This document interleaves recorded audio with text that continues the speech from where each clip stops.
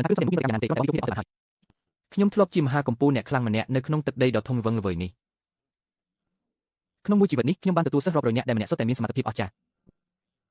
ប៉ុន្តែគួរឲ្យស្ដាយខ្ញុំកើតមកមានអាយុខ្លីរស់បានត្រឹមតែ200ឆ្នាំប៉ុណ្ណោះសូមជូនដំណើរលោកគ្រូសូមជូនដំណើរព្រះម្ចាស់អមតៈខ្ញុំបានរស់ឡើងវិញហើយកម្រិតវិជ្ជាគុណពិតជាបាត់បង់ស្ទើរតែអស់មែនប៉ុន្តែវិជ្ជាទេពរាប់មិនអស់នៅតែមានការត្រឡប់ទៅរកចំណុចកម្ពស់វិញគ្រាន់តែជាបញ្ហាពេលវេលាប៉ុណ្ណោះសិស្សច្បងតើជ្រលងភ្នំនេះមានប្រភពមកពីណាហើយអ្វីបានជាព្រះនាងអធិរាជបញ្ជាឲ្យពួកយើងមកយាមនៅទីនេះឆ្លាស់វេនគ្នាទីនេះគឺជាកន្លែងបញ្ចុះសពរបស់ព្រះម្ចាស់អមតៈព្រះម្ចាស់អមតៈថ្នាំបន្សាពោលផ្កាយ7លេបវាក្នុងរយៈពេល3ដង្ហើមបើមិនដូច្នោះទេប្រសិទ្ធភាពវានឹងថយចុះពាក់កណ្ដាលសូម្បីតែព្រះនាងអធិរាជបានហួររបស់យើងក៏មិនមែនជាការនៃលើកលែងដែរអូអីចឹងសោះប៉ុន្តែក្នុងពេលដែលព្រះម្ចាស់អមតៈខ្លាំងពូកែយ៉ាងនេះហើយអ្វីបានជាលោកព្រះម្ចាស់អមតៈមានវាសនាអាយុខ្លីនេះគឺជាការសោកស្ដាយតែមួយគត់របស់លោកសួស្ដីអ្នករាល់គ្នាតើទៅក្រុងឆាងយីងត្រូវទៅតាមផ្លូវណាសុំសួរបន្តិចតើទៅក្រុងឆាងយីងត្រូវទៅតាមផ្លូវណាមិនអីទេពួកឯងថយចេញទៅតើខ្ញុំមើលច្រឡំមែនទេមានមនុស្សម្នាក់ដើរចេញពីក្នុងច្រឡំភ្នំខ្ញុំក៏ឃើញដែរច្រឡំភ្នំនេះមិនមែនជាតំបន់ហាមឃាត់សម្រាប់ជីវិតទេអីតើម្នាក់នោះចេញមកពីណាឬមួយក៏ប្រញាប់ឡើងទៅរីកាជួបព្រះនាងអធិរាជភ្លាមទីនោះហើយដែលខ្ញុំបានជួបសិស្សចុងក្រោយរបស់ខ្ញុំកាលពី300ឆ្នាំមុននាងគ្រាន់តែជាក្មេងសុំទានម្នាក់ដែលស្លៀកពាក់រហែករហុយប៉ុណ្ណោះប៉ុន្តែអ្នកដែលធ្វើឲ្យខ្ញុំស្ងប់ចិត្តបំផុតគឺមានតែសិស្សពើម្នាក់នេះឯងសិស្សដទៃទៀតខ្លះមានចិត្តមិនស្មោះត្រង់ខ្លះមានគម្រោងផ្ទាល់ខ្លួនទោះបីជាពួកគេទទួលបានជោគជ័យក្រោមការបង្រៀនរបស់ខ្ញុំក៏ដោយក៏ពួកគេចាប់ផ្ដើមឃ្លាតឆ្ងាយពីគ្រូដែរទៅក្រុងឆាងយីងសិនទៅកន្លងផុតទៅច្រើនឆ្នាំយ៉ាងនេះសង្ឃឹមថាសិស្សដទៃទៀតមិនប្រែប្រួលចុះពេលនេះមានតែជឿជាក់លើក្មេងស្រីម្នាក់នោះសិនហើយក្រាបទូលព្រះនាងអធិរាជទូលបង្គំមានរឿងមិនទាន់ត្រូវរីកាតើមានរឿងអ្វីបានជាស្លន់ស្លោដល់ថ្នាក់នេះក្រាបទូលព្រះនាងសិស្សដែលយាមកន្លែងសម្រាប់របស់ព្រះម្ចាស់អមតៈបានផ្ញើដំណឹងមកថាមានមនុស្សម្នាក់ដើរចេញពីទីនោះតើឯងនិយាយថាអីជាការពិតណាស់ពួកគេបានឃើញបរិសម្នាក់ដើរចេញពីជ្រលងភ្នំនោះដោយផ្ទាល់ភ្នែកម្នាក់នោះបានស៊ូផ្លូវទៅក្រុងឆាងយីងរួចក៏ចាក់ចេញទៅបាត់តំបន់ហាមឃាត់នោះត្រូវបានការពារដោយរបាំងមន្តអាគមវ៉ាន់ហួរដែលលោកគ្រូបានបន្សល់ទុកសូម្បីតែកម្ពុជាអ្នកខ្លាំងនៅសម័យនោះក៏មិនអាចចូលទៅបានដែរតើម្នាក់នោះមានthânភាពយ៉ាងណាគឺជាបរិសុទ្ធវ័យក្មេងម្នាក់ដែលមានកម្រិតវិជ្ជាគុណត្រឹមតែដំណាក់កាលដំបូងនៃការចម្រាញ់ព្រលឹងប៉ុណ្ណោះប៉ុន្តែគេមានអំណាចអស្ចារ្យដែលធ្វើឲ្យមនុស្សមានអារម្មណ៍ថាមិនអាចស្មានពីសមត្ថភាពបានឡើយបរិសុទ្ធវ័យក្មេងម្នាក់ក្នុងការចងចាំរបស់ខ្ញុំលោកគ្រូគឺជាបរិសុទ្ធចំណាស់ដែលមានសក់ស្កើឬមួយក៏បញ្ជូនបញ្ជាទៅបិទគប់តំបន់ជុំវិញក្រុងឆាងយីងចម្ងាយ1000លីស្វែងរកបរិសុទ្ធវ័យក្មេងម្នាក់នោះឲ្យពីសមត្ថភាពចងចាំថាហាន់ឆ្លើយដាក់គេជាដាច់ខាតព្រមចុះអរគុណលោកគ្រូជាន់ខ្ពស់សិស្សនឹងទៅរៀបចំភ្លាម300ឆ្នាំហើយអ្វីបានប្រែប្រួលអស់រហូតដល់ក្លាយជាបែបនេះ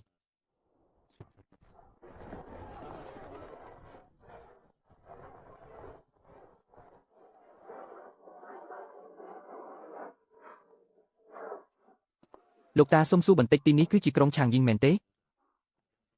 អ្នកប្រហែលជាមកពីឆ្ងាយហើយឥឡូវនេះវាបានក្លាយជាទីក្រុងឆាងយីងទៅហើយ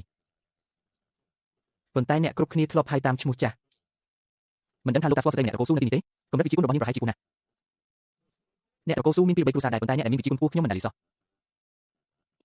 ប៉ុន្តែបើចង់ស៊ើបដំណឹងអ្នកគួរតែទៅសាលាធានជីឆេនយេវាស្ថិតនៅផ្លូវស៊ីនជីឆេនយូខាងកើតក្រុងគេថាឲ្យតែមានវិញ្ញាណគ្រប់គ្រាន់សូម្បីតែរឿងសម្ងាត់របស់ព្រះនាងអធិរាជក៏អាចស៊ើបដឹងដែរមិនបាច់ទេខ្ញុំមានវិធីរបស់ខ្ញុំហើយអ្វីបានជាបណ្ដាទាំងពីរនេះមើលទៅសំភ្នែកយ៉ាងនេះលោកគ្រូកូនចង់ខ្លាចជាអ្នកដែលដឹងរឿងគ្រប់យ៉ាងបំផុតក្នុងលោកដឹងរឿងលើមេឃដឹងរឿងក្រោមដីនិងដឹងរឿងគ្រប់យ៉ាងនៅចន្លោះនោះក្មួយស្រីខ្ញុំមកហើយឬមួយក៏ក្មេងដែលចូលចិត្តស៊ើបការពីមុនជាអ្នកបង្កើតវាឡើង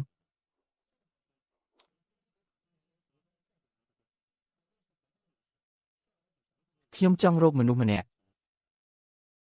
រឿងនេះងាយស្រួលទេសាលាធានជីរបស់យើងពូកែបំផុតខាងស្វែងរកមនុស្សតើលោកចង់រកអ្នកណាហើយចង់ដឹងព័ត៌មានអ្វីខ្លះលីវឈីងសៀលីវខេងខូលោកម្ចាស់សូមប្រយ័ត្នសម្ដីព្រះនាងរបស់ព្រះនាងអធិរាជមិនអាចថៃផ្ទះបានឡើយបើពួកទីហ៊ីនឺលោកនិងខ្ញុំនឹងមានគ្រោះថ្នាក់មិនខានព្រះនាងអធិរាជវ៉ាន់ហួរមិនបាច់ទេទៅដល់នឹងដឹងដោយខ្លួនឯងហើយតើឯងប្រកាសទេថាព្រះនាងអធិរាជវ៉ាន់ហួរគឺជាលីវឈីងសៀពិតប្រាកដណាស់ឈ្មោះរបស់ព្រះនាងអធិរាជអ្នកណាក៏ស្គាល់ដែរពេញទ្វីបនេះបើពួកបាក់វ៉ាន់ហួរអ៊ីលោកហៅឈ្មោះលោកបែបនេះច្បាស់ជាមានរឿងធំមិនខានមិនបាច់ទេខ្ញុំរកនាងឃើញហើយសៀវសៀជាវខោធំដឹងក្តីហើយតើសៀវសៀគេហៅព្រះនាងអធិរាជដូចជាក្មេងជំទង់ម្នាក់អញ្ចឹង នៅក្មេងយ៉ាងនេះតើគេឈួតមែនទេលោកម្ចាស់បើអ្នកផ្សេងញើសំដីនេះមិនអីទេខ្ញុំនឹងមានទំនាក់ទំនងជាមួយគ្នាពីមុនមកកុំលេងសើចអីពួកយើងនិយាយរឿងការងារវិញតើលោកចង់ដឹងព័ត៌មានអ្វីខ្ញុំចង់ដឹងពីកន្លែងដែលព្រះនាងអធិរាជវ៉ាន់ហួរកំពុងស្នាក់នៅទីកន្លែងរបស់ព្រះនាងគឺត្រូវបានគេដឹងជាសាធារណៈហើយបាក់វ៉ាន់ហួរគឺជាកន្លែងដែលលោកកំពុងហ្វឹកហាត់វិជ្ជាគុណ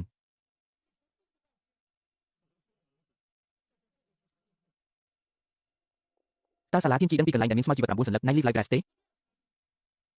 លោកម្ចាស់សូមចិត្តត្រជាក់សិនតើមានរឿងអ្វីកើតឡើងបងស្រីរំគ្រូរបស់ខ្ញុំត្រូវឆ្នាំពោសាហាវឬថាមានតែស្មៅទេទើបអាចជួយសម្រួលបាន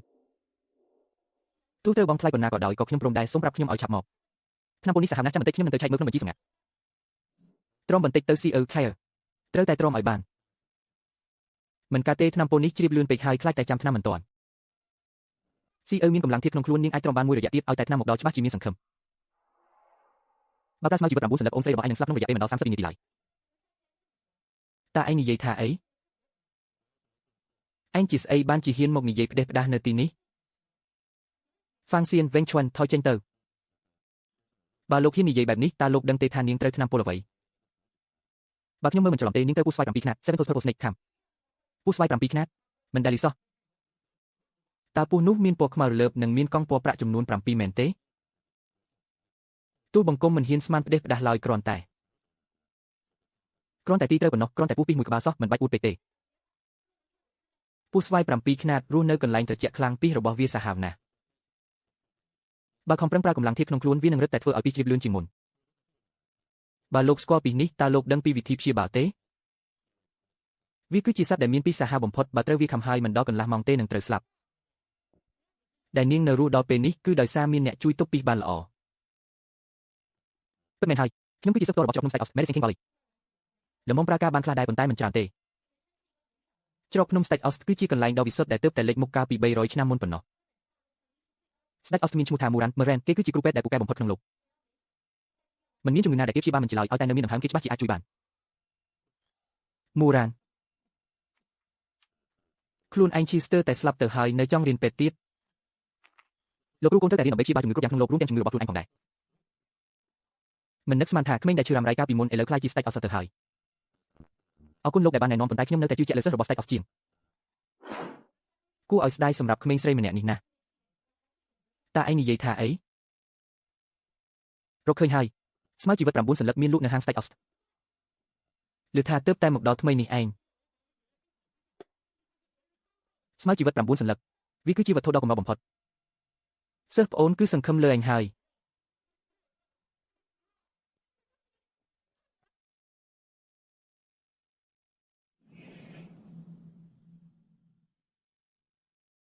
បច្ចេកទេសផ្សំថ្នាំពិតជាអស្ចារ្យមែនសូមជាសិស្សរបស់ជ្រកភ្នំ Stake House មែនរួចរាល់ហើយថ្នាំគ្រាប់នេះមានគុណភាពខ្ពស់ណាស់មានគេនៅទីនេះកញ្ញាស៊ីអើច្បាស់ជាមិនអីទេពិតមែនហើយអ្នកខ្លះហ៊ាននិយាយថាស្មៅជីវិត9សន្លឹកមានគ្រោះថ្នាក់និយាយផ្ដេសផ្ដាស់មែនខ្ញុំនិយាយតែការពិតប៉ុណ្ណោះ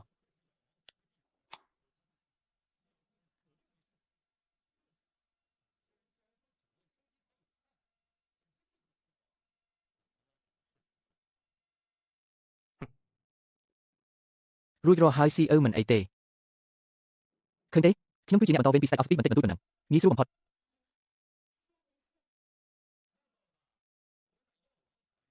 ហេតុអ្វីបានជាបែបនេះ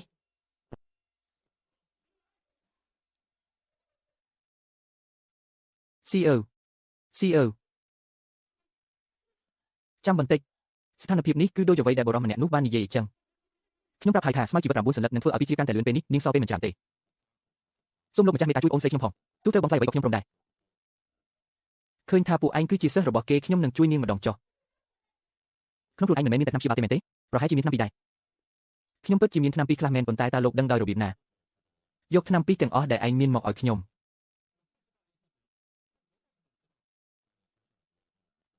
ហើយសូមខ្ចីឆ្នាំងផ្សំថ្នាំរបស់ឯងប្រើបន្តិច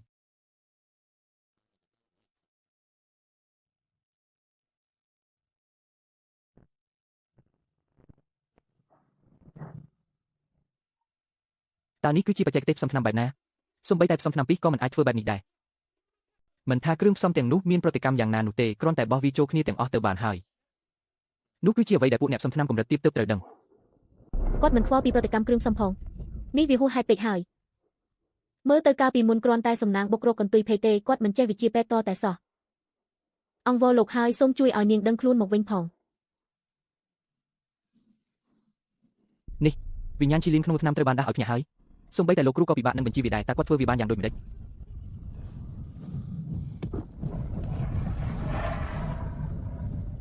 នៅខ្វះគ្រឿងផ្សំមួយមុខទៀត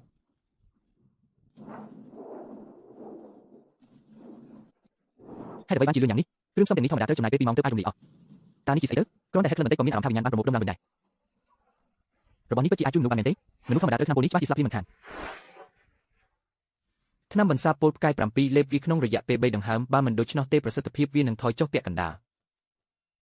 បើលេបវាទៅតើនាងពិតជាមិនស្លាប់មែនទេកុំបើលេបថ្នាំនោះចូលទៅទោះជាទេវតាចុះមកក៏ជួយមិនរួចដែរកុំចូលមកចិត្តអីជាតិពុលកំពុងតែត្រូវបានបញ្ចេញមកក្រៅហើយបងស្រីបងដឹងខ្លួនហើយគាត់ទៅជួយសង្គ្រោះបានមែនខ្ញុំមិនដែលឃើញអាពូថៃបែបនេះពីមុនមកទេតើយូរពីម្នាក់នេះជាណាវិជាពេទ្យរបស់គាត់សូម្បីតែអាពូប្រតិហារនៅចន្លោះសាច់ឆ្នាំក៏មិនអាចរៀបបានដែរបងស្រីតើបងមានអារម្មណ៍យ៉ាងណាដែរអំបញ្ញមិញខ្ញុំមានអារម្មណ៍ថាអស់សង្ឃឹមទៅហើយប៉ុន្តែឥឡូវនេះជាតិពុលក្នុងខ្លួនបានរលាយអស់គ្មានសល់លោកគ្រូជាន់ខ្ពស់តើលោកធ្វើវាបានយ៉ាងដូចម្តេចពូផ្កាយ7ទោះបីជាពូពីប៉ុន្តែវាមិនសម្លាប់មនុស្សដោយជាតិពីនោះទេវាសម្លាប់ដោយការចាក់បញ្ចូលធម្មពលជីវិតទៅក្នុងខ្លួនជនរងគ្រោះធម្មពលជីវិតនេះសម្រាប់មនុស្សទូទៅគឺដូចជាថ្នាំពីរដ៏ខ្លាំងក្លាការដែលអ្នកប្រើស្មៅជីវិតស្លឹក9គឺប្រៀបដូចជាការថែមអស់លើគំនរភ្លើងអញ្ចឹងតាមពិតទៅគឺបែបនេះសោះអរគុណលោកគ្រូជាន់ខ្ពស់ដែលបានចង្អុលបង្ហាញអរគុណលោកគ្រូជាន់ខ្ពស់ដែលបានជួយជីវិតបើគ្មានលោកទេថ្ងៃនេះខ្ញុំច្បាស់ជាស្លាប់មិនខានមិនបាច់អរគុណទេបើមិនយកដល់មុខមាត់អធិរាជនីនៃនិកាយកាមិនពទេខ្ញុំក៏មិនចង់លូកដៃរឿងអត់ប្រយោជន៍នេះដែរលោកស្គាល់លោកគ្រូរបស់ខ្ញុំផងប្រកាសជាស្គាល់ហើយស្គាល់ច្បាស់ជាងអ្នកទាំងអស់គ្នាទៅទៀតម្នាក់នេះនៅក្មេងសោះហេតុអ្វីបានជាស្គាល់លោកគ្រូឬមួយក៏ទទួលបានការចង្អុលបង្ហាញពីអធិរាជនី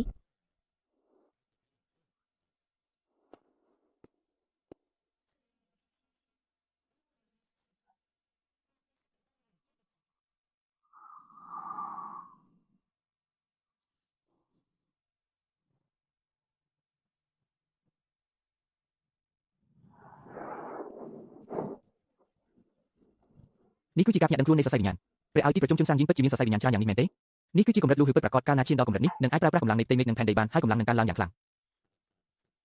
ដល់ពេលត្រូវទៅជួបក្មេងស្រីម្នាក់នោះហើយតើអ្នកនាងនៃនិកាយផ្កាមើលពណ៌ស្នាក់នៅណាឥឡូវនេះហាក់ដូចជាស្នាក់នៅភូមិគ្រឹះឈីងហ្វុងនៅភាគខាងកើតក្រុងនោះគឺជាកន្លែងស្នាក់នៅរបស់និកាយផ្កាមើលពណ៌ក្នុងទីក្រុងនេះ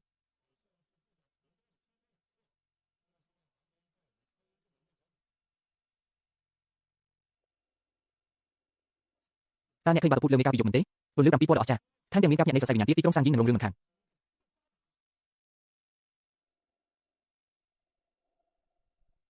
លោកគ្រូជាន់ខ្ពស់សូមអញ្ជើញអង្គុយកាលពីសូមអរគុណលោកគ្រូណាស់ដែលបានជួយបានដូច្នោះទេបងស្រីខ្ញុំច្បាស់ជាគ្រោះថ្នាក់ធំរឿងតូចតែទេចុះប្អូនស្រីអ្នកនាងយ៉ាងម៉េចហើយអរគុណដល់បុណ្យបារមីលោកគ្រូនាងបានធូរស្រាលច្រើនហើយអរគុណលោកគ្រូជាន់ខ្ពស់ដែលបានជួយសង្គ្រោះជីវិត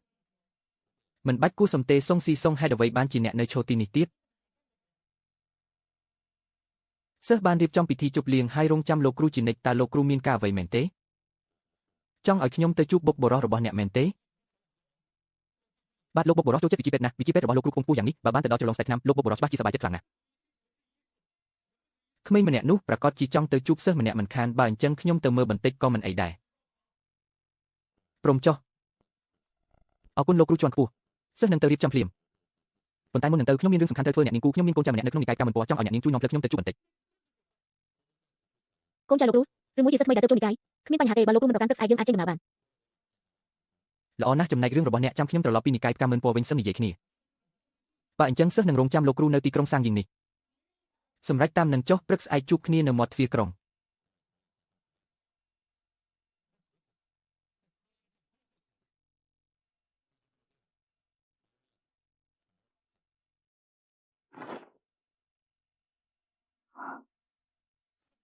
បងស្រីតើគាត់ជានរណាឲ្យប្រកាសទៅនៅក្មេងសោះតែវិជាពេទ្យខ្ពង់ខ្ពស់ដល់ថ្នាក់នេះខ្ញុំក៏មិនដឹងដែរប៉ុន្តែដោយសារគាត់បានជួយជីវិតអូនគាត់ច្បាស់ជាមិនមែនជាមនុស្សអាក្រក់ទេនាំគាត់ទៅនិកាយជួបកូនចៅគាត់ក៏មិនទាស់ខុសអីដែរ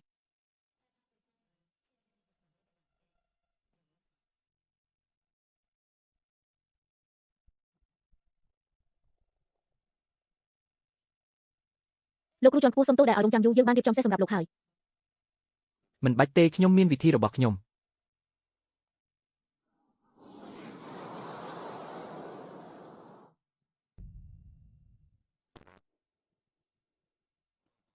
ទៅចុះតើនិកាយផ្កាមិនពណ៌នៅឆ្ងាយទេ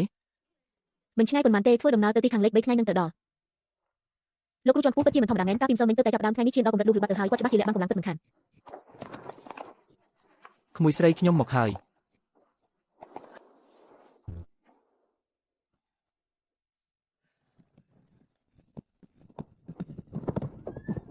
លោកគ្រូជាន់ខ្ពស់ដល់ហើយនេះគឺជានិកាយផ្កាមិនពណ៌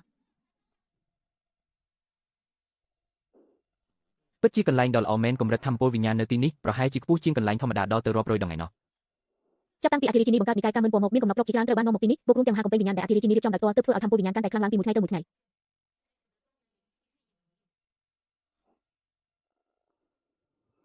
នោះគឺជាកញ្ជ្រោងវិញ្ញាណកន្ទុយ9មែនទេ លោកគ្រូជាន់ខ្ពស់ពិតជាភ្នែកមុតមែននោះគឺជាសត្វវិញ្ញាណមួយក្នុងចំណោមសត្វដែលនិកាយយើងចិញ្ចឹមវាដឹងខុសត្រូវស្គាល់ភាសាមនុស្សនិងមានតួនាទីការពារខ្លោងទ្វារភ្នំ សូម្បីតែកញ្ជ្រោងវិញ្ញាណកន្ទុយ9ក៏អាចបង្កើតបានដែរមើលទៅក្មេងស្រីម្នាក់នេះពិតជាមានសមត្ថភាពមិនធម្មតាមែន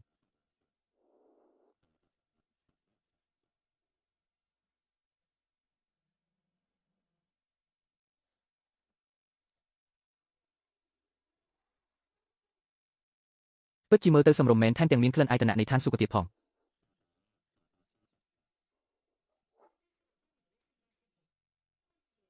មិនដឹងថាលោកគ្រូជាន់ខ្ពស់ចង់ជួបសិស្សម្នាក់ណាដែរប្រហែលជាខ្ញុំអាចជួយរាយការណ៍ជូនមុនបាន មិនបាច់ទេទៅដល់នឹងដឹងដោយខ្លួនឯងហើយ ទីនោះគឺជាព្រះរាជវាំងរបស់អធិរាជិនីជាធម្មតាអធិរាជិនីតែងតែហ្វឹកហាត់នៅទីនោះប៉ុន្តែយើងក៏មិនបានជួបអធិរាជិនីយូរណាស់មកហើយដែរលើកលែងតែមានបញ្ជាបានមិនដូច្នោះទេស្ទើរតែគ្មាននរណាបានឃើញព្រះភេទឡើយលោកគ្រូជាន់ខ្ពស់តើកូនចៅដែលលោកចង់ជួបនោះមានឈ្មោះអ្វីដែរប្រហែលជាខ្ញុំអាចជួយស៊ើបសួរឲ្យបាន មិនបាច់ទេខ្ញុំរកនាងឃើញហើយ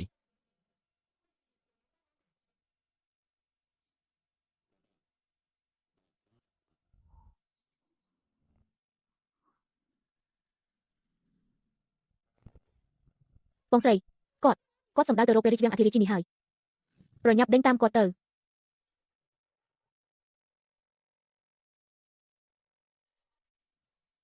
លោកគ្រូជាន់ខ្ពស់សូមឈប់សិនទីនោះគឺជាតំបន់ហាមឃាត់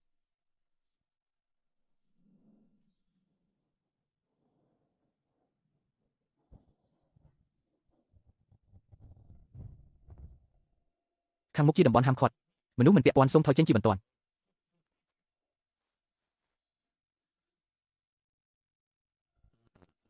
បើប្រៀបធៀបតែកម្រិតធម្មពលខ្ញុំពិតជាមិនទាន់ស្មើអ្នកទាំងនេះទេប៉ុន្តែបើចង់សម្រុកចូលអ្នកទាំងនេះក៏មិនអាចខាត់ខ្ញុំបានដែរ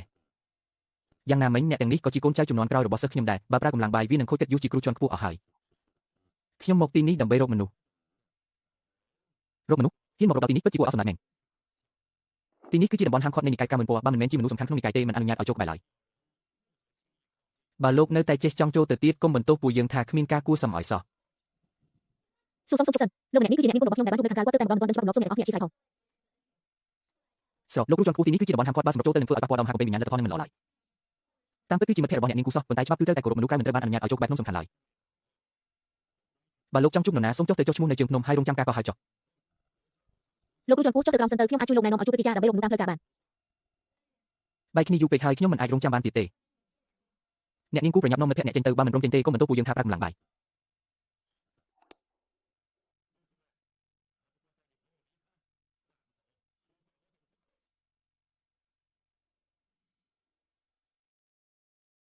មិនអីទេបើអញ្ចឹងឲ្យនាងដឹងថាខ្ញុំមកដល់ចុះក្លិនអាយតនៈនេះហេតុអ្វីបានជាផ្ដល់អារម្មណ៍ស្និទ្ធស្នាលដល់ខ្ញុំយ៉ាងនេះ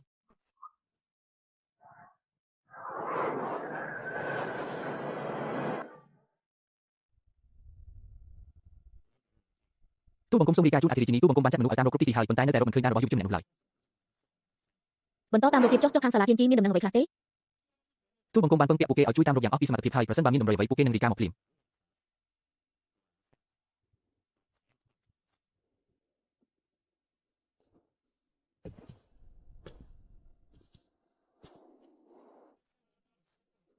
យុវជនម្នាក់នោះច្បាស់ជាមានជាប់ពាក់ព័ន្ធនឹងលោកគ្រូមិនខានត្រូវតែរកគាត់ឲ្យឃើញ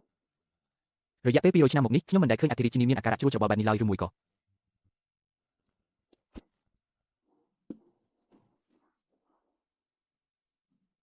តើអ្នកកំពុងគិតអ្វីហ្នឹង ទូបង្គំមិនហ៊ានស្មានផ្ដេសផ្ដាស់ឡើយគ្រាន់តែលោកគ្រូតើវាសំដែងទេដែលព្រះចៅអធិរាជស្រីចំណាយកម្លាំងចិត្តលើមនុស្សក្រៅបែបនេះ គាត់មិនមែនជាមនុស្សក្រៅទេបន្តស្វែងរកទៅមិនបាច់សួរច្រើនទេ កូនសិស្សទទួលបញ្ជា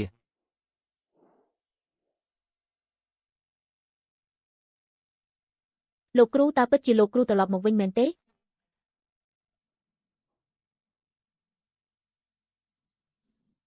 ตาមានរឿងអ្វីកើតឡើង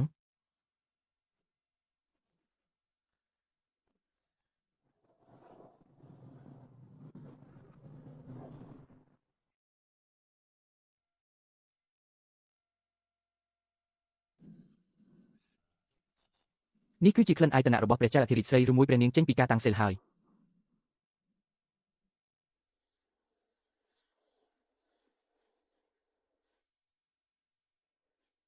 ព្រះចៅអធិរាជស្រីព្រះនាងបង្ហាញខ្លួនហើយសូមក្រាបថ្វាយបង្គំព្រះចៅអធិរាជស្រី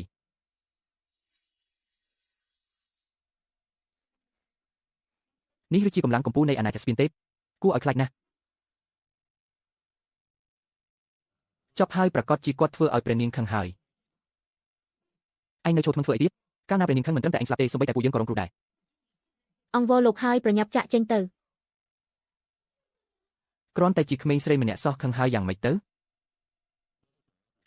ហ៊ានហៅព្រះនាងថាជាក្មេងស្រីផងអីលោកម្ចាស់កុំនិយាយបែបនេះអីព្រះនាងក្នុងប្រសាទនៃខ្ញុំនាងនៅតែជាក្មេងស្រីតូចម្នាក់ដែរទោះបីជានាងមានហិទ្ធិខ្លាំងក្លាយ៉ាងណាក៏ដោយក៏មិនអាចផ្លាស់ប្ដូរការពិតនេះបានដែរឈួតហើយ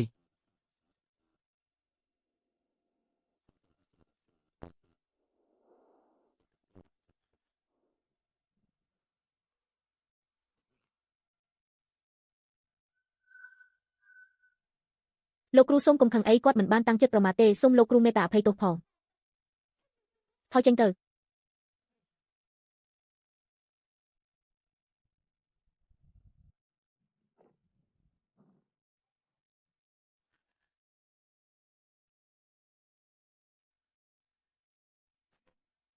ពិតជា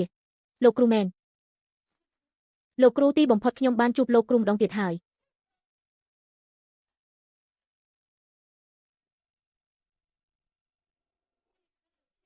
កូនសិស្សលាវឈីងសៀសូមក្រាបថ្វាយបង្គំលោកគ្រូ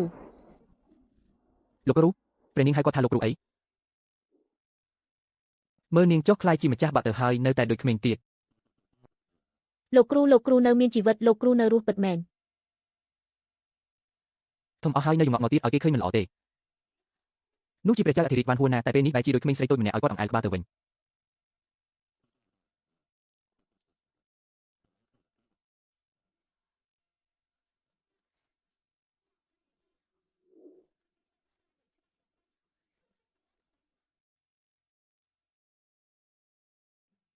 ក្មេងស្រីដែលធ្លាប់ដើរតាមក្រោយខ្ញុំពីមុនឥឡូវនេះបានបង្កើតបាក់ដ៏ធំមួយដូចជាបានឃើញកូនស្រីធំដឹងក្តីអញ្ចឹង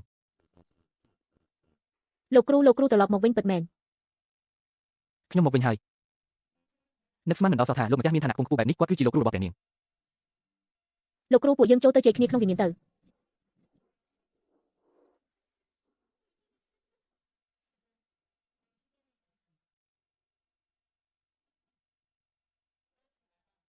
ក្រោកឡើងទាំងអស់គ្នារឿងថ្ងៃនេះហាមនិយាយប្រាប់អ្នកខាងក្រៅឲ្យសោះកូនសិស្សទទួលបញ្ជាបាត់ទៅហើយ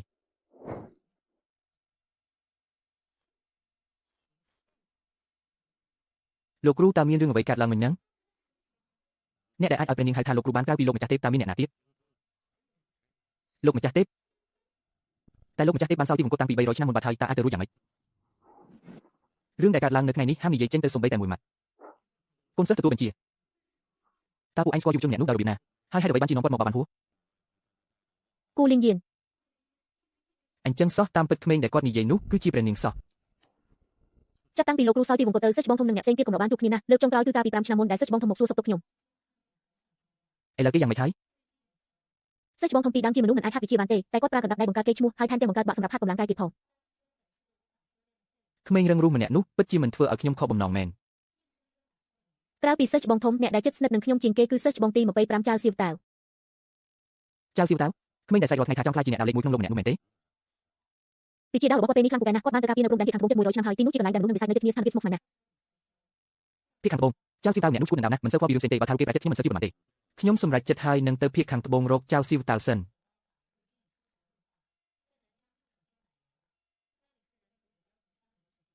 ហើយក៏មានកូនសិស្សពីរនាក់ទៀតនៅទីនោះដែរទោះបីជាឋានៈមិនខ្ពស់ដូចចៅសៀវតាវតែពួកគេសុទ្ធតែជាកម្លាំងសំខាន់លោកគ្រូទៅតែមកវិញសោះបើលោកគ្រូចង់ទៅមេត្តាទទួលយករបស់ទាំងនេះទៅ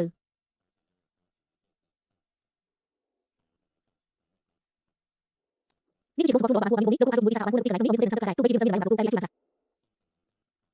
នាងម្នាក់នេះចេះគិតគូរជាងមុលច្រើនណាស់ លោកគ្រូតាមពិតខ្ញុំចង់ប្រាប់ដំណឹងពីការត្រឡប់មកវិញរបស់លោកគ្រូទៅដល់សិស្សឆ្លងថ្ងៃទៀត កុំតន់អីពេលវេលាកន្លងផុតទៅយូរប្រកាសជាមានអ្នកខ្លះប្រែចិត្តខ្ញុំចង់ទៅមើលដោយតសិនចាំទៅទៀត កូនសិស្សយល់ហើយ មើលថែប៉ាឲ្យល្អចាំដំណឹងពីខ្ញុំ លោកគ្រូធ្វើដំណើរដោយសុវត្ថិភាពកូនសិស្សនឹងរងចាំលោកគ្រូត្រឡប់មកវិញ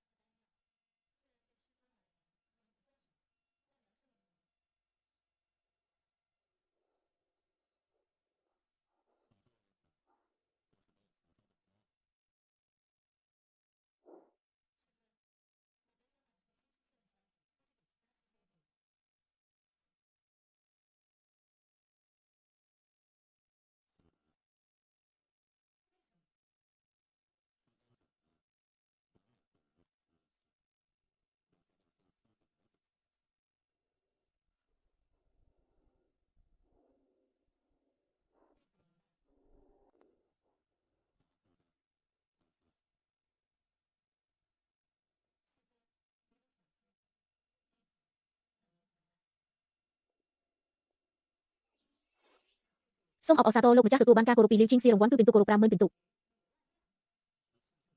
ទទួលបាន 50,000 ពិន្ទុភ្លាមតែម្ដងសំជាគុណសិស្សសំណប់ចិត្តមែនពិតជាមិនធ្វើឲ្យខ្ញុំខកបំណងឡើយ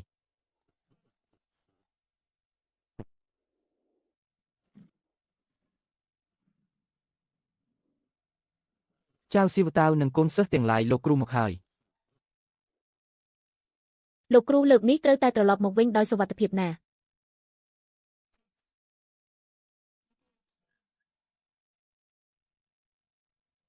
ពួកឯងដឹងទេលោកម្ចាស់ដាវទេកាលពីមុនបានប្រើដាវតែមួយកាប់ក្នុងឆាំយន្តដាច់ជីពីចំណែក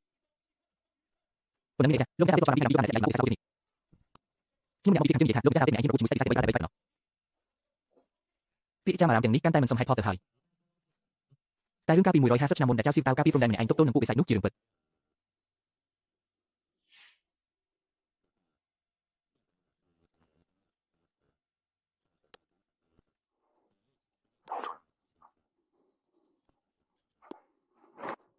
លីថាពេលនេះលោកម្ចាស់ដាវទេកំពុងរើកូនសិស្សខ្ញុំខំធ្វើដំណើរពីខាងជើងមកយ៉ាងឆ្ងាយលើនេះត្រូវតែធ្វើជាសិស្សរបស់គាត់ឲ្យបានរើកូនសិស្សចៅស៊ីវតាវម្នាក់នោះចេះចង់រើកូនសិស្សតាំងពីអង្ការកាលពីមុនគេខកតែរឿងដាវប៉ុណ្ណោះកុំថាឡើយរើកូនសិស្សសូម្បីតែនិយាយជាមួយគេក៏គេខ្ជិលដែរ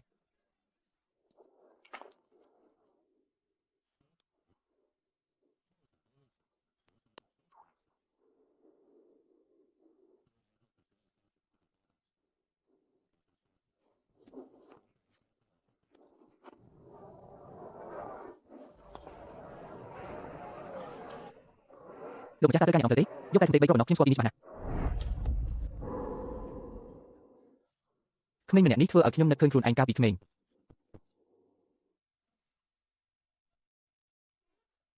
ចាំបន្តិចខ្ញុំមិនធ្វើបាបឯងទេរបស់ទាំងនេះឲ្យឯងទាំងអស់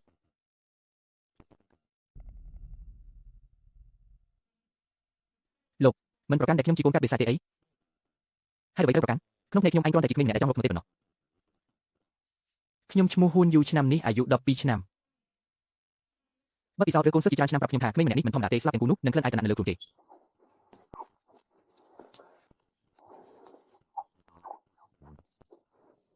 លោកម្ចាស់មើលចុះខាងនោះគឺជាហាងលក់ថ្នាំទឹកធំជាងគេឯនោះជាកន្លែងលក់អាវុធហើយនៅមានប្រញាប់ឡើងទីលានយ៉ាវខ្វាំងបើកហើយមានអ្នកទៅដកដាវទៀតហើយឬមួយទីលានយ៉ាវខ្វាំងបើកហើយតើទីលានយ៉ាវខ្វាំងជាកន្លែងអ្វីហើយអ្វីបានជាមានមនុស្សចាំម្លេះលោកម្ចាស់មិនដឹងជាស្អីនេះមិនដឹងប៉ុន្តែទីលានយ៉ាវខ្វាំងជាបេះដូងនេះធម្មតាទៀតតែអ្វីបានមានខាងនេះនឹង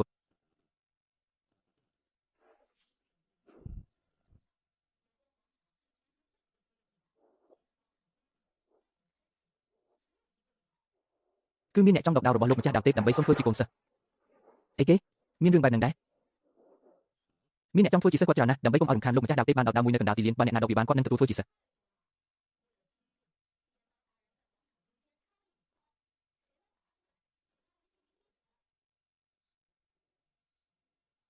តែជិត50ឆ្នាំមកហើយមិនទាន់មានអ្នកណាអាចដកដាវនោះរួចឡើយប្រើវិធីនេះដើម្បីរើសកូនសិស្សគួរឲ្យចាប់អារម្មណ៍មែនតោះនាំខ្ញុំទៅមើលបន្តិចមើល ចាស់លោកម្ចាស់មកតាមខ្ញុំមក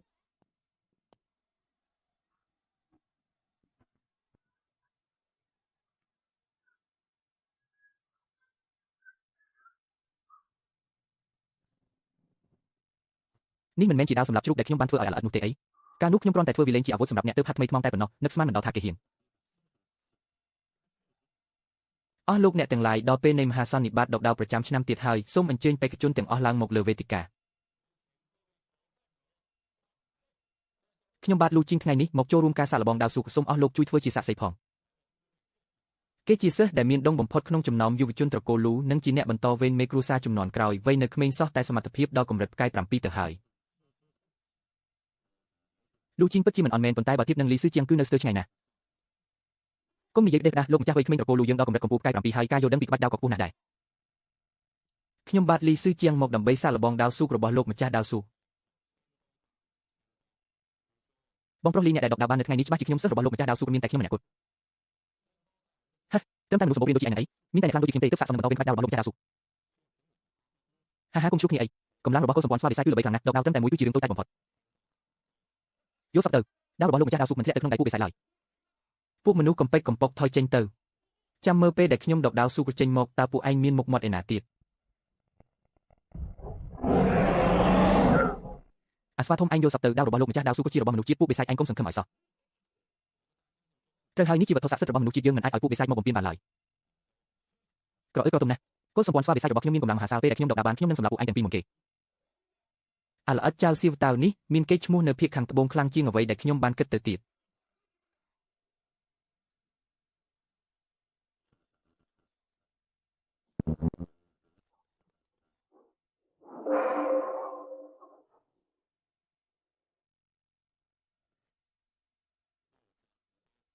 ក្បាច់ដាវត្រកូលលូស្ទីលទី1ស្ទីលទី2ញែកប្រ2ស្ទីលទី3កាត់ព្រះច័ន្ទ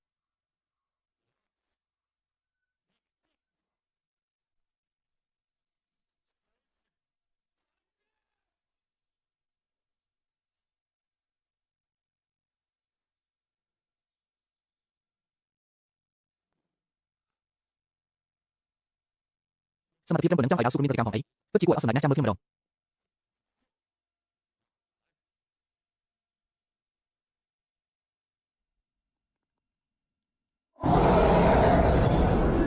ពួកមនុស្សអសមត្ថភាពបើពួកឯងធ្វើមិនបានទុកឲ្យខ្ញុំម្ដងសត្វរាជនៅតែជាសត្វរាជគ្មានមារយាទបន្តិចសោះមិនចេះក្បាច់ដាវផងចាំមកដកដាវធ្វើអីមានតែម្លងបាយតើអាចយកពីវិញ្ញាណដាវរបស់លោកម្ចាស់ដាវស៊ូបានយ៉ាងម៉េចទៅក្បាច់ដាវអីច្បាប់មានតែថាទេក្បាច់ដាវអីឲ្យតែដកដាវទេមកបានវាចាប់ទុកថាជាហើយឡើងមក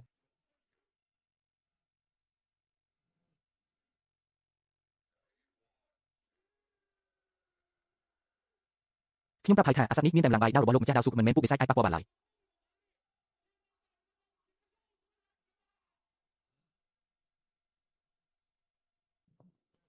បើពួកឯងដកចេញដោយងាយបែបហ្នឹងមែននោះពិតជាចម្លែកណាស់ឆ្លើយណាស់លោកម្ចាស់លូនិងលោកម្ចាស់លីសុទ្ធតែជាកំពូលអ្នកខ្លាំងក្នុងទីក្រុងយ៉ាខ្វានសមត្ថភាពក្បាច់ដាវរបស់ពួកគាត់មិនមែនឲ្យមនុស្សដូចឯងមកវាតម្លៃទេដែរឡើយត្រូវហើយសូម្បីតែស្វាបិសាចក៏ដកមិនរួចដែរចុះឯងជាស្អីទៅវិញមនុស្សមិនស្គាល់ងឹតស្គាល់ភ្លឺបើខ្លាំងឡើងទៅ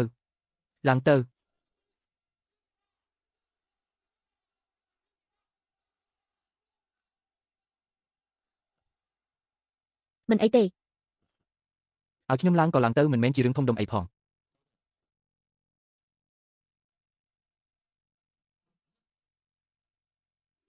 កម្រិតលីវហឺអីហាសមត្ថភាពប៉ុណ្ណឹងហ៊ានមកដកដាវរបស់លោកម្ចាស់ដាវស៊ូដែរ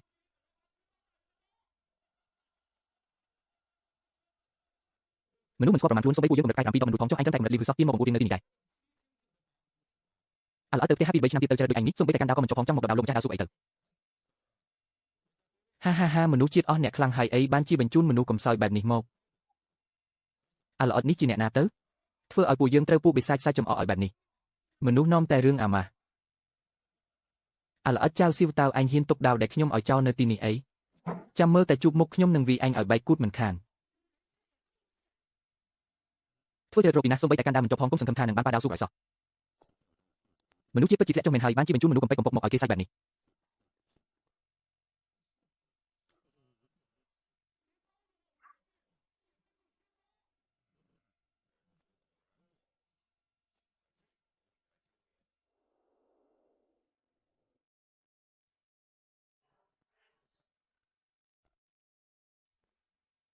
ហឹម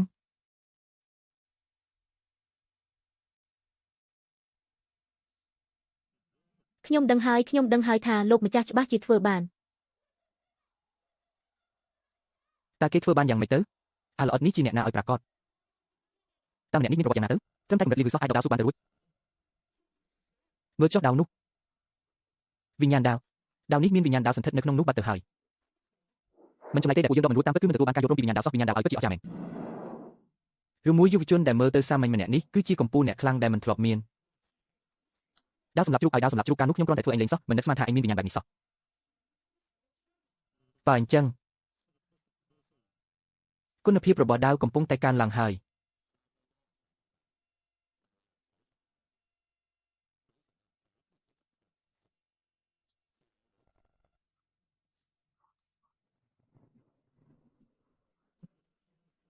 មិនអាចទៅរួចទេគេគ្រាន់តែចុចបន្តិចសោះមានអីដែលថាមិនអាចទៅរួចដាវសម្រាប់ជ្រូកនេះខ្ញុំគ្រាន់តែធ្វើលេងការពីមុនប៉ុណ្ណោះឥឡូវវាមានវិញ្ញាណដាវទៅហើយអញ្ចឹងខ្ញុំនឹងជួយបន្ថែមបន្តិចដើម្បីឲ្យវាបានសម្រាប់រូបភាពពិតប្រាកដ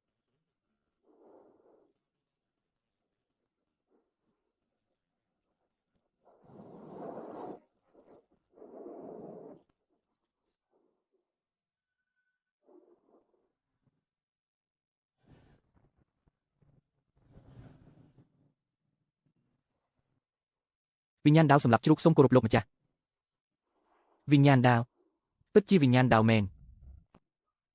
រស់នៅជាង80ឆ្នាំហើយនេះជាលើកទី1ដែលខ្ញុំបានឃើញវិញ្ញាណដាវចាប់កំណើតឡើងបែបនេះលោកម្ចាស់ពិតជាអស្ចារ្យមែនឃើញទេនោះហើយជាលោកម្ចាស់របស់ខ្ញុំលោកម្ចាស់ខ្ញុំពិតជាខ្លាំងណាស់តើក្មេងម្នាក់នេះជាអ្នកណាហេតុអីក៏មានទំនាក់ទំនងជាមួយយុវជនដែលដកដាវស៊ូបាននោះ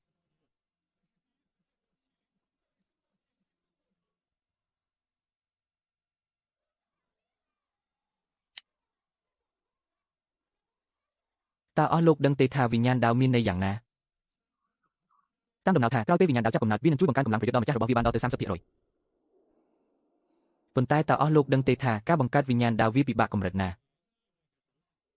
នៅក្នុងโลกនេះអ្នកដែលអាចបង្កើតអាវុធបែបនេះបានប្រហែលជាមានតែស្ដេចជាងដៃទេដឹងស្ដេចជាងដៃគឺជាកម្ពុជាដែលក្នុងរឿងនៃក្នុងមួយប្រកាសអាវុធរបស់តែអាវុធនេះមានដាវគឺមានដំណោះអ្វីដែលសំខាន់បំផុតនោះគឺដាវនេះគឺជាដាវប្រចាំកាយរបស់លោកម្ចាស់ដាវស៊ូលោកម្ចាស់ដាវស៊ូប្រាពេល60ឆ្នាំក៏មិនអាចបង្កើតវិញ្ញាណដាវបានដែរតែយុវជនម្នាក់នេះគ្រាន់តែបន្តិចក៏បានសម្រេចឬមួយគេខ្លាំងជាងស្ដេចជាងដៃទៅទៀតចាំបន្តិចវិញ្ញាណដាវមិញនេះឈ្មោះអីគេសម្រាប់ជ្រូកឈ្មោះស្អីក៏ចម្លែកម្លេះដាវស៊ូក៏ដ៏អស្ចារ្យបែរជាដាក់ឈ្មោះថាសម្រាប់ជ្រូកទៅវិញពិតជាគួរឲ្យស្ដាយមែនឲ្យធ្វើម៉េចបើដាំឡើយវាជាដាវសម្រាប់ជ្រូកនឹង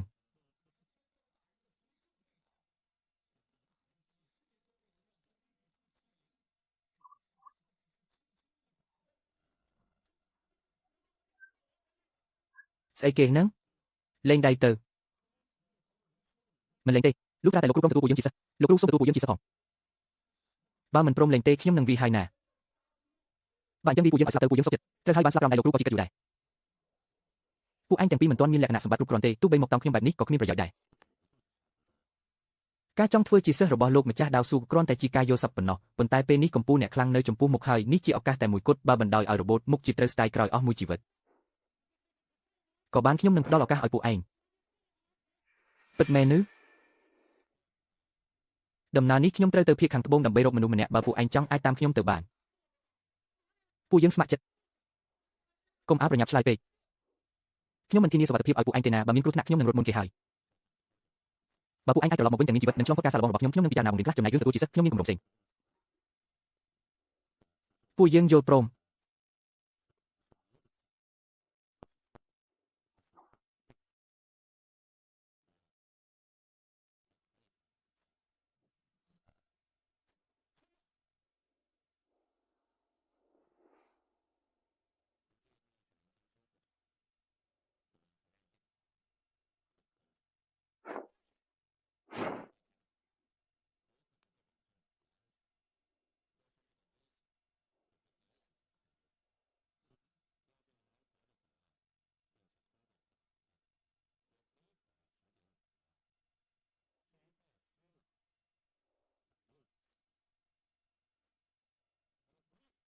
ការដែលអាចដើរតាមលោកគ្រូបានទោះបីជាត្រូវស្លាប់ក៏វាមានតម្លៃដែរអ្វីដែលបងប្រុសលូនិយាយគឺត្រឹមត្រូវណាស់តើពូជមនុស្សនឹងមានកដាវស៊ូជាម្នាក់ទៀតកើតឡើងមែនទេមិនបានទេគ្រាន់តែដាវស៊ូម្នាក់ក៏បង្កបញ្ហាគ្រប់គ្រាន់ទៅហើយប្រសិនបើមានម្នាក់ទៀតកើតឡើងតំបន់ណានជាងគឺជាទឹកដីរបស់ពួកបិសាចត្រូវតែសម្លាប់វាចោលតាំងពីវានៅតូចលោកម្ចាស់អ្នកត្រូវតែទៅជួបលោកដាវស៊ូគាត់ប្រកាសជាទទួលអ្នកធ្វើជាសិស្សមិនខានទទួលខ្ញុំធ្វើជាសិស្សចាំមើលថាតើគាត់មានចិត្តក្លាហានដល់កម្រិតណាលោកដាវស៊ូខ្លាំងពូកែណាស់នៅណាជាងទាំងមូលតើនរណាមង្គលគាត់ខ្លះមនុស្សដែលចង់សុំគាត់ធ្វើជាគ្រូមានច្រើនរាប់មិនអស់ តាមទ្រឹស្ដីគាត់គឺជាកូនកាត់រវាងពូជស្លាប់និងពូជមនុស្សក្នុងខ្លួនគាត់គួរតែមានឈាមជ័រតែពីរប្រភេទប៉ុណ្ណោះប៉ុន្តែខ្ញុំមានអារម្មណ៍យ៉ាងច្បាស់ថាឈាមជ័ររបស់គាត់មិនសាមញ្ញបែបនេះទេ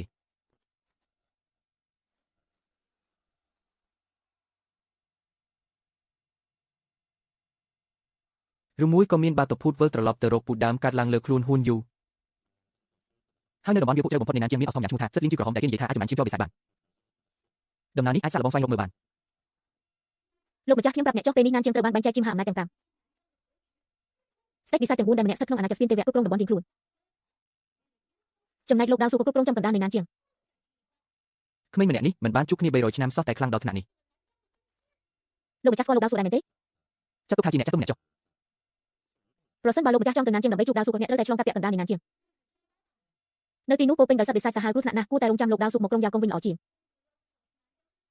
ដល់ពេលគាត់ដឹងថាដាវត្រូវបានដកចេញគាត់នឹងមករកអ្នកដោយខ្លួនឯងមិនខានយឺតណាស់ខ្ញុំទៅរកគាត់ដោយផ្ទាល់តែម្ដងទៅអីចឹងខ្ញុំក៏ទៅដែរខ្ញុំស្គាល់ភូមិសាស្ត្រណានជាងច្បាស់អាចជួយលោកម្ចាស់ជៀសផុតពីគ្រោះថ្នាក់បានច្រើនបើน้องក្មេងម្នាក់នេះទៅជាមួយពិតជាអាចកាត់បន្ថយបញ្ហាបានច្រើនមែនប៉ុន្តែវាក៏មានន័យថាត្រូវមានការបារម្ភបន្ថែមមួយទៀតដែរអីចឹងទៅជាមួយគ្នាទៅល្អណាស់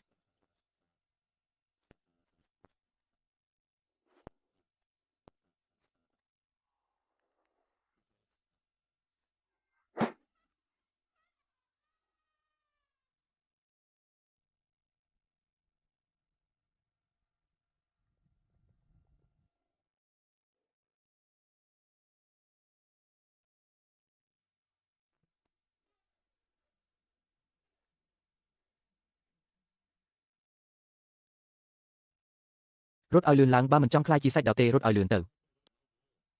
ពួកគេមិនស្លាប់ទេមែនទេមិនស្លាប់ទេ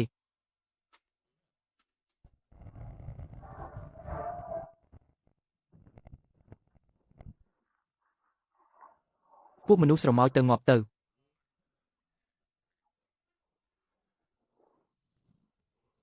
គេចឲ្យលឿន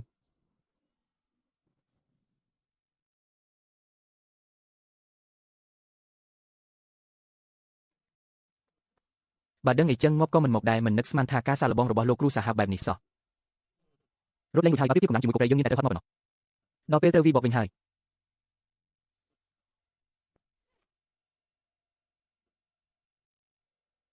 ល្អណាស់ទីបំផុតចេះយកការខ្លះហើយអាសត្វតិរច្ឆានបើខ្លាំងមករកអញមក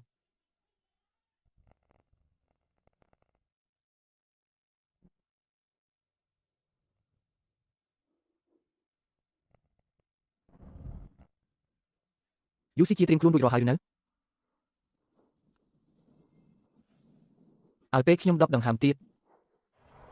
កុំសង្ឃឹមឲ្យសោះ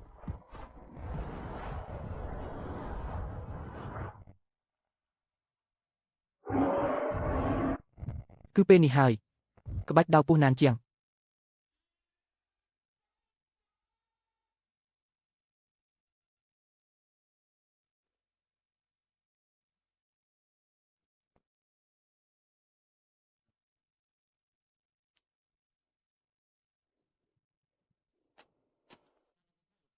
ធ្វើបានល្អណាស់មានការរីកចម្រើនជាង7ថ្ងៃមុនស្ថានភាពបែបនេះក្នុងរយៈពេល7ថ្ងៃយើងបានឆ្លងកាត់មិនតិចជាង20ដងទេរាល់ពេលសុទ្ធតែស្ថិតក្នុងគ្រោះថ្នាក់បំផុតជីវិតព្យុះលើសរសៃសក់ប៉ុន្តែលទ្ធផលដែលទទួលបានក៏ធំធេងណាស់ដែររាល់ពេលក្រោយចប់ការប្រយុទ្ធលោកគ្រូតែងតែណែនាំក្បាច់ដាបដល់យើងត្រឹមតែ7ថ្ងៃខ្លីសមត្ថភាពរបស់យើងរីកចម្រើនយ៉ាងរហ័ស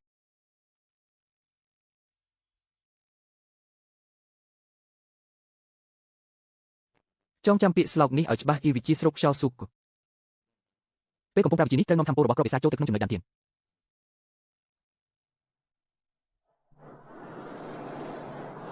លោកបានលួចជាកណ្ដាលតែមានស្មារតីបាត់ធម្មពលរបស់គ្រាប់បិសាចនោះត្រូវបានគាត់ស្រូបយកស្ទើរតែភ្លាមពីមនុស្សធម្មតាសាប់តែទម្លាប់ដល់អាណាចក្រអ្នករ៉ូម៉ាញ់ទេវៈដំណើរការរបស់នេះនេះពិតជាមិនគួរឲ្យជឿសោះលោកម្ចាស់ខ្ញុំខ្លាំងជាងមុនហើយពិតមែនហើយមូលហេតុដែលគាត់អាចស្រូបយកគ្រាប់បិសាចបានលឿនបែបនេះប្រហែលជាតកតងនឹងការវិលត្រឡប់ទៅរកពូដើមប៉ុន្តែបើចង់វិលត្រឡប់ទៅរកពូដើមដែលស្រង់គ្រាប់បិសាចគឺមិនគ្រប់គ្រាន់ទេសិតលីងជាក្រហមត្រូវតែរកឲ្យឃើញ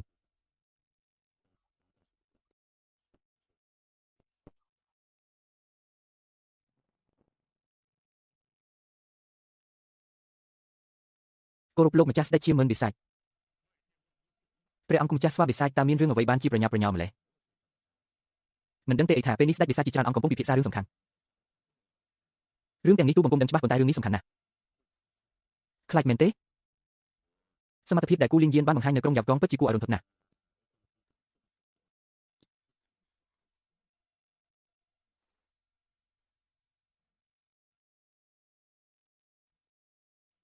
ព្រៃដៅផ្កាស៊ូកនេះ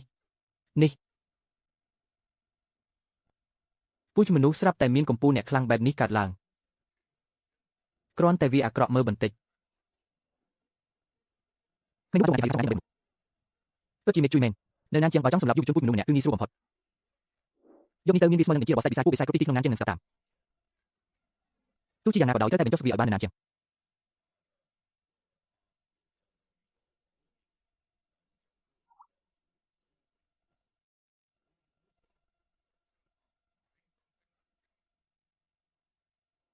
បាទលោកម្ចាស់ទូបង្គំធានាថានឹងសម្រាប់ក្មេងនោះឲ្យបាន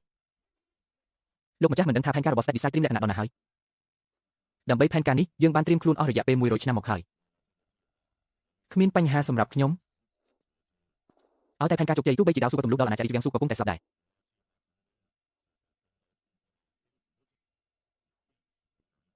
ប្រសិនបើដៅស៊ូក៏ស្លាប់ណានជាងនឹងគ្មាននរណាអាចបង្ក្រាបពួកបិសាចបានទៀតទេដល់ពេលនោះការវិលពូជមនុស្សនឹងការគ្រប់គ្រងទីទាំងមូលនឹងនៅទីបង្កើត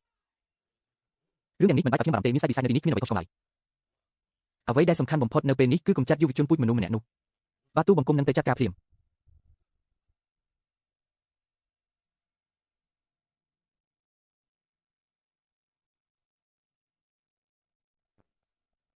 កុំភ្លេចជីវរបស់បងមួយការមួយអូនទុកឲ្យខ្ញុំជាអ្នកចាត់ការចុះ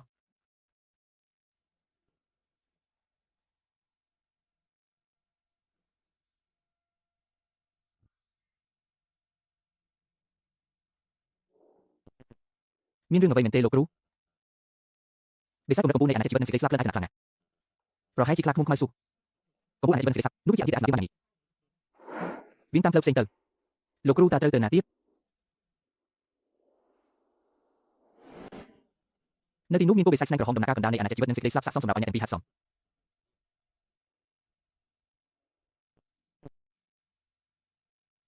ដំណាក់កាលកណ្ដាលនៃអាណាចក្រជីវិតនឹងសេចក្តីស្លាប់លើកនេះខ្ញុំសូមមុនគេការប្រយុទ្ធជាមួយគោបិសាចស្នែងក្រហមពិបាកជាងអ្វីដែលបានគិតទៅទៀតអស់រយៈពេលពេញ2ម៉ោងហត់ណាស់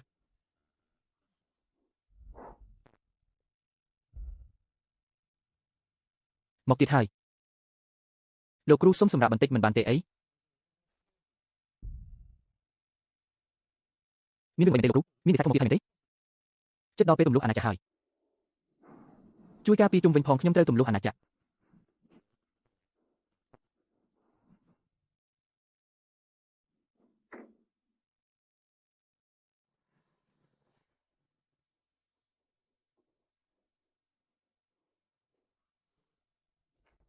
តើនេះពិតជាទិដ្ឋភាពនៃការទម្លុះដល់អាណាចក្រកែ7មែនទេ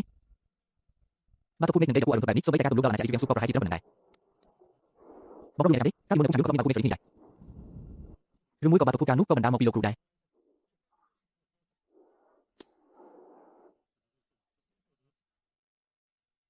ព្រះរាជាតើនេះជាស្ថានភាពអ្វីមិនធម្មតាទេបាទតើពូកម្រិតនេះមិនមែនជាអ្វីដែលអ្នកប្រតិបត្តិធម៌ធម្មតាអាចបង្កឡើងបានឡើយទៅមើលបន្តិចទៅលោកគ្រូទម្លុះអាណាចក្រយូរពេកហើយ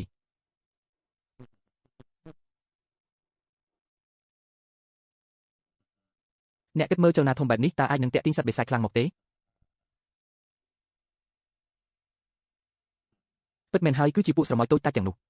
បងប្រុសលូមាត់ឯងពិតជាសាហាវមែនខ្ញុំក៏មិនចង់ឲ្យវាកើតឡើងដែរ